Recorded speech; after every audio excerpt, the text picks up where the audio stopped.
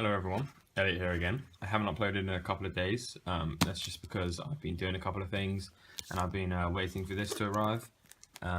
If you've seen the title by now, then you probably know what this is.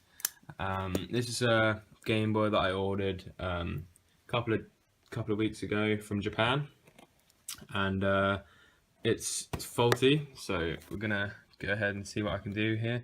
I had a couple of nectar points on my eBay account, so I kind of thought, why not spend them on getting $3 off on an order from Japan? So I did that. So that means I paid a total of about £10 for this, which is quite good. I'll show you the actual listing, so you know exactly what I know.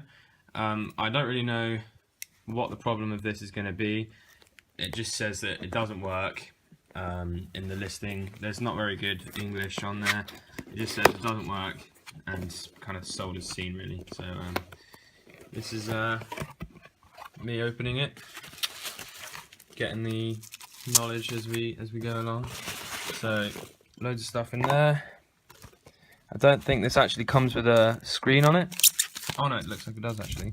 I know it doesn't have a battery cover. These people package this stuff really well. I'm actually going to struggle to do this one hand, so I'm just going to quickly open that up for you. Okay, so if you've seen my videos before, you'll know that I'm quite a big fan of Game Boy Pockets. So this is it here. Quite nice condition actually. It's a little bit damaged in some areas. The screen's actually quite good. You'll be able to see some stickers and stuff on the back. And there's actually a little bit of dirt. You might not be able to see it in this lighting. Down the side there, a little bit on that side as well. But anyway, what I'm going to do, I'm going to get some batteries, pop them in, and see if we get any life at all. Okay, so I've got some batteries. We're going to have a quick look then and see what happens. So we're not going to see a LED on here. There doesn't seem to be anything. So I'll take the screws out and we'll have a look inside.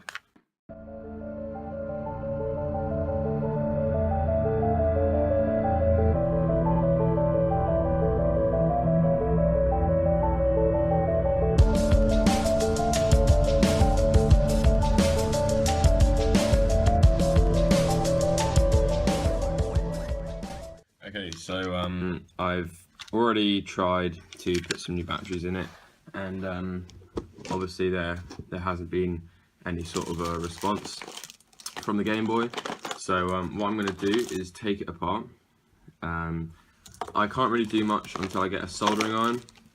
I'm just waiting for one to come down. So in the meantime, what I'm guessing I'm just going to do is give it a nice clean. You should have just seen a couple of clips of how dirty it was. It was pretty bad, but it's kind of what you expect from these 20-year-old Game Boys. But yeah, I'll speed this all up.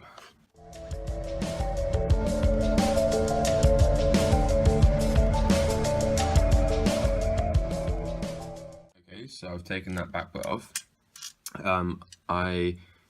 The inside of the Game Boy is actually in really nice condition. The motherboard looks really good, which is always positive.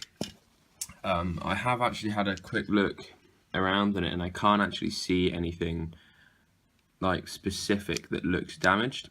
So what I'm going to be doing when I get the soldering iron is re-tinning up these power, the solder on the power button.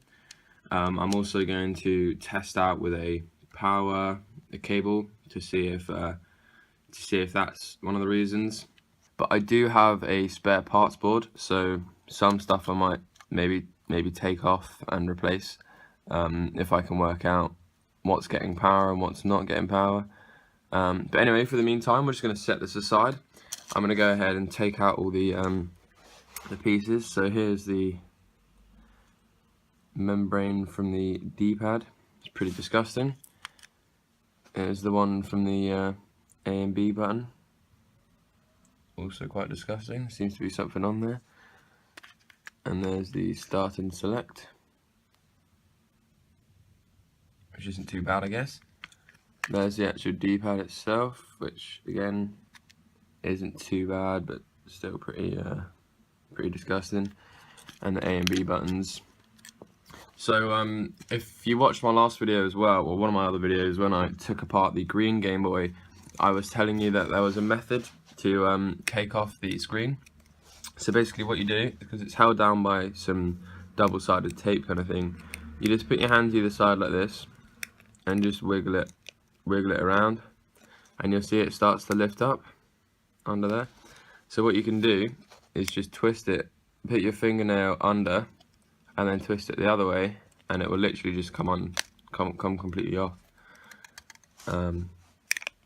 It is held on quite tightly, which is obviously a good thing, but it's quite easy to take off. Make sure you don't bin the double-sided tape, because you'll need to use that again. But there we go, there's the screen off. So be very careful with this, obviously. You don't want to damage anything, you don't want to damage the ribbon cables and stuff. So set that aside, maybe put it on a cloth or something, which you know is going to make sure that it stands out, so don't just stand on it. And then you're left with this, so you can see all the dirt and grime down there, if it focuses. So what I'm going to do is I'm going to go ahead and start filling up the sink, and I will go ahead and scrub this all down and then just get back to you. Basically all I'm going to use is just like a bit of soap and some hot water and a little brush. You can also use a toothbrush, and I'm just going to scrub down all the parts. Okay, so I've just taken them out of the sink. As you can see, the stickers came off, but they've left some residue. So I'm going to go ahead and take that off now with Mr. Sheen. It's not too hard to do. Just take a rag, spray the Mr. Sheen on the rag, and just kind of put your finger under the point where it is, and just rub over the sticker where the sticker was, and it will pretty much just come off like instantly. Don't rub too hard, because you don't want the other sticker to come off underneath.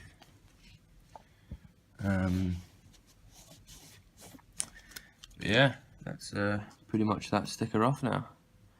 You can obviously do it a little bit more if there was a little bit remaining, but as I said, you don't want to rub too hard to take the other one off underneath,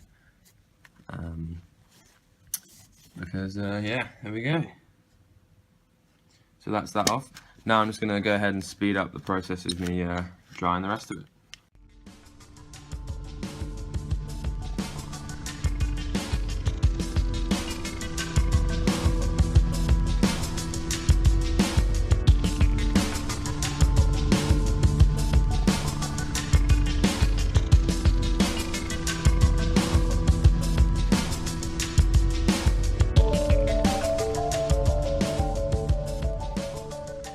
So that's everything nice and clean now. I'm going to upload this video in two parts. One's just going to be restoring the kind of look of it, and one's going to be actually repairing that motherboard. So for now, I've cleaned it up pretty much as best I could. These are kind of scuffs, but it's not actually in too bad condition, and it's official housing, so which is obviously good. You can order replacement ones, but they don't quite feel the same. So yeah, so that's pretty much it for this video, guys. I'm gonna go ahead and get the soldering iron, and I'll see you in the next video once I've done that.